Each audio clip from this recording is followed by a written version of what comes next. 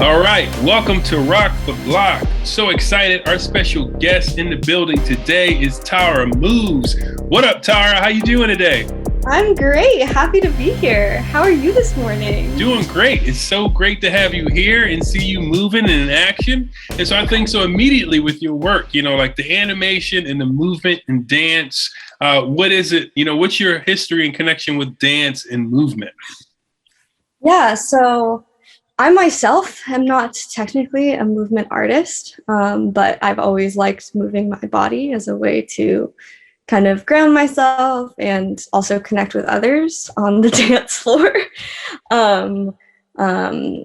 I think that a major inspiration for what I'm doing now is just kind of my South Asian background. My mom was a Bharatanatyam dancer, and so both in terms of her exploration of dance and movement and the rich kind of colors that I like to use in my work, that very much I think has roots in that. But yeah, that's really cool. And so animation. So do you remember like your earliest memories about what is it about animation that you chose to have that as the tool or vehicle for your expression? I remember making little cutout paper stop motions when I was young, but I really only got into animation. I was studying media studies. I have a bachelor's of arts in media studies, and I really wanted to do film, but I wasn't ready to go all deep into film. So I was like, let me wait, let me learn some things.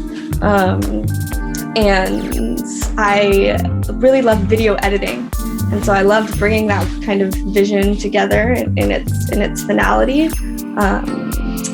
through editing and through post-production. And I think my last year of college, I took an animation class and was like, oh, this is what I've been wanting to do this whole time, creating these rich visual landscapes, bringing everything together. And so I sort of fell in love with that.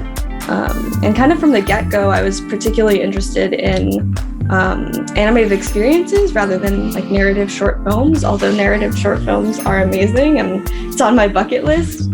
But really creating like loops for music visuals. And I think one of the first animations that I made to show publicly was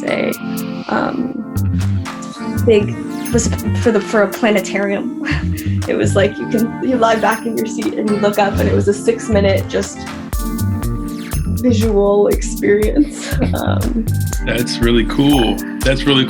So so animation, dance, inspiration, and I know. So you've been doing this particular project or expressing yourself with this way prior for some years, right? When did you kind of start really honing this in? Yeah, so I started about 3 years ago now. And it started as a way for me to practice my skills and connect with people. And so I do these dancing animations of different people in my life and artists that inspire me. And it was a great way to say, hey, can you share this moment of joy and celebration with me as you move your body and trust me to create something cool with it? And a surprising number of folks said yes and were super down. And so I've been building up this collection. I have about 100 total right now, some of whom I'm sort of saving for when they enter the metaverse. But I'm excited for the project to progress, and I'm excited for to expand as well beyond that. So tell me, share with us that first moment, right? So you've been creating this just out of a passion project for years, right? And all of a sudden you hear about this technology where you can actually monetize this and actually put it out there. When did you first hear about that moment, and what was that like for you? Did your eyeballs literally pop out of your head? What was that aha moment like for you? Yeah, I mean, I think at first I was sort of confused and skeptical, but excited. I heard about it around, I guess, March, April of this year. around the time that Beeple's piece sold for the quantity it sold for. And I have a friend who's kind of more into crypto, and he had been talking about it. And so I just sort of reached out to him and was like, hey, can you actually tell me a bit more about what this is about? And yeah, it was really exciting. I think that I've been doing commissions for a long time, which I love, bringing other artists' visions to life. And I also feel like I have a lot that I want to share independently. And for a long time, that was like, do I make prints of my animation somehow? Do I go into AR prints? Do I sell loops for live performance? What is the format for that? And nothing super resonated.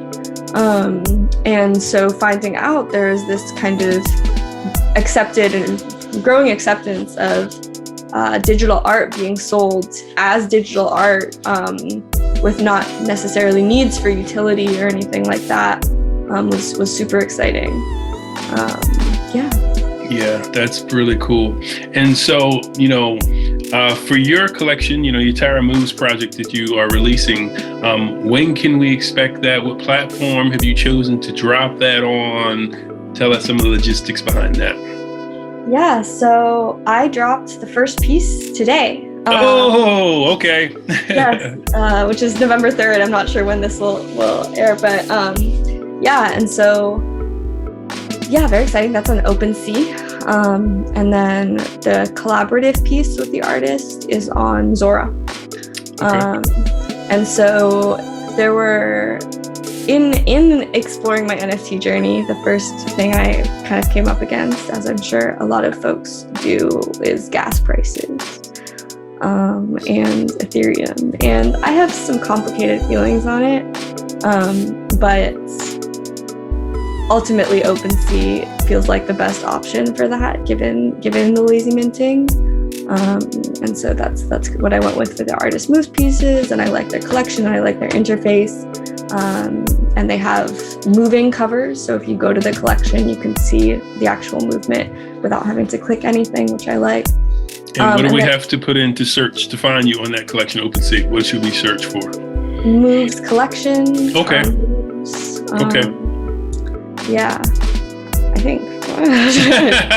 Just want to make sure. Yep. Just want to make sure so everybody can access it who is looking for you. So, okay, great. So it's up. And so a question, you as an artist and creative, what is it, about dance that shows our personality like it does, because you really capture it in your work. I think it's really awesome in your work. Like you look at some of the pieces and you feel like you know the person in some kind of way. So, what is it? What is it about dance that does that? I feel like dance is a getting into your body in a almost a form of liberation. Like you can hear the music and you can experience the space and you can move physically without some purpose of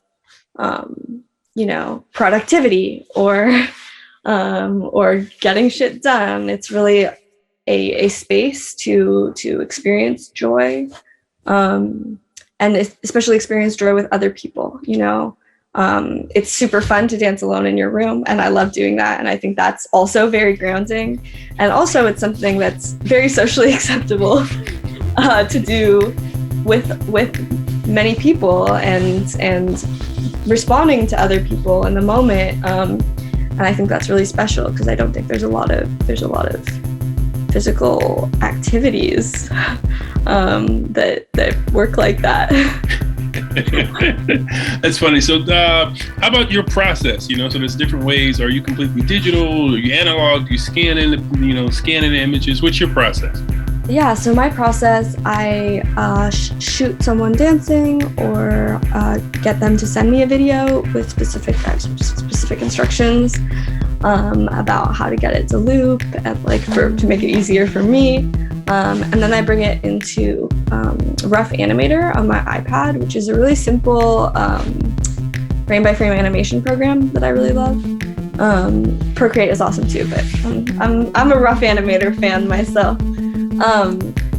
And I rotoscope those. I prepare the frames, and then I rotoscope the dance moves, which is part of what gives it that really realistic movement vibe. And then I take those into After Effects and I composite them with colors, with backgrounds, with music, and then put them out there. Yeah, it's really cool. And it seems like your subject matter, you were saying, are primarily artists from like the Bay Area. Yeah, so I say Bay Area and beyond because some folks have moved and some folks are based in New York or Toronto or LA. But yeah, it's artists, primarily artists of color in the Bay Area and beyond. And so what is it about artists specifically that inspire you to make you want to animate them dancing? Yeah, well, I guess it sort of speaks to my ethos, if that's the right word, of collaboration, which has become really important to me in my art career. I think that I spent a lot of time when I was learning film doing things independently, just by nature of my program and where things were at. And film is a very collaborative art form, medium, and I think I was originally drawn to animation for being able to do it very independently. But in the past few years, and as I've grown as a person and an artist, I've come to realize obviously how important other people are and other people's visions and experiences and thoughts. And it's been really fun to go back and forth with folks and realize that collaboration doesn't mean compromise. It means 1 + 1 into a greater whole. And so this has also been an avenue for me to collaborate with artists. So in the original run of the series, a lot of the backgrounds were done in collaboration. A lot of the process happened around other artists in space, sharing space. It was something that I could do, like the drawings or things that I could do while also engaging in conversation. And so it just felt like a really nice way of taking the experiences and mediating them into it's a commemoration of the time that I spent with that person. And yeah, artists have just are super, super inspirational, and I couldn't do anything without the many incredible other artists in my life that I've been lucky enough to work with. So that's really cool. That's really awesome. And so, being new, like you said, you kind of entered the NFT crypto space earlier this year, and you're active. You have a body of work. You said 100 pieces. You've minted your first piece. It dropped today, so that's really exciting.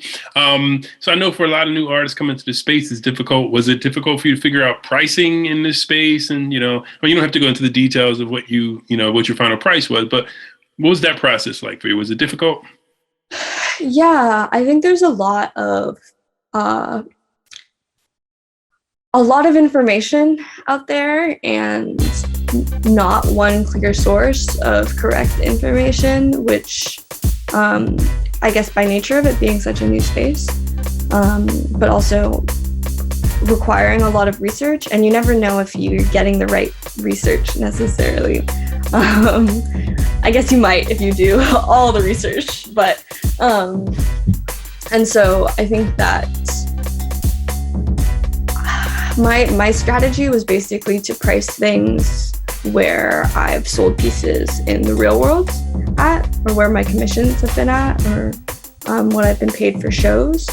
And so my prices are a reflection of that kind of real world pricing. And I think I was doing a lot of education in the Tezos space. When I first entered the space, I still really like Tezos. I really believe in a proof of stake system and like low to very nominal gas fees. I think it's really important to making the space accessible. And within that, what I was sort of counseling people is pricing pricing work at those kind of physical space prices, and basing additions on that as well. So if folks are going to do multiple additions, the sum total of those additions can add up to that total that you would price it for. Which, isn't the be all and end all of advice, but For sure. But that's really cool that you have a strategy and you're doing some thinking and you put your work out there. That's really awesome. And so you have an education component, right? To like an ecosystem of what you're doing. Like, tell us a little bit about your education component. What are you doing in that space? Yeah, so the Moves project is, for each artist, there's 3 pieces, just a little bit of context. And one of those pieces goes to the artist for them to start their collection. One of those pieces goes to public sale, with a percentage going to the artist to support them in the future minting. And one of those pieces is actually minted by the artist as a collaboration. And so what that does is it allows artists to get funds to mint in Ethereum, which I think is really important because it's expensive. It allows them to start their collection, and so they have that piece that they've started, and then it also allows them to actually have experience minting their own piece. And that very much fits in with my general approach to education, which is show by example, and then also empower to follow that process oneself. And so it's a collaborative collection. It's also an educational collection. I'm going to be doing a lot of like social, like shareable materials. I have a what's the word? A decent following of folks in my community, and people responded really well to the last sessions that I was doing in April. And so I kind of took a step back to plan and plot, but I'm excited to restart those educational sessions the next couple of weeks. I've got the chance to connect with a lot of educators in Oakland who are also entering the space. I think there's a really awesome quality to the space where you can enter it, and then a few months later you can look back and say, hey, you're maybe at an earlier part in the process. Let me walk you through that, and then you can come to here, and then you can say, hey, earlier in the process. And so I really appreciate that, and I think that's very much the energy that I've been feeling in the space in Oakland. That is awesome. Well, I really thank you for taking the time to chat with us today. Everyone, be sure to check out Tara Moves.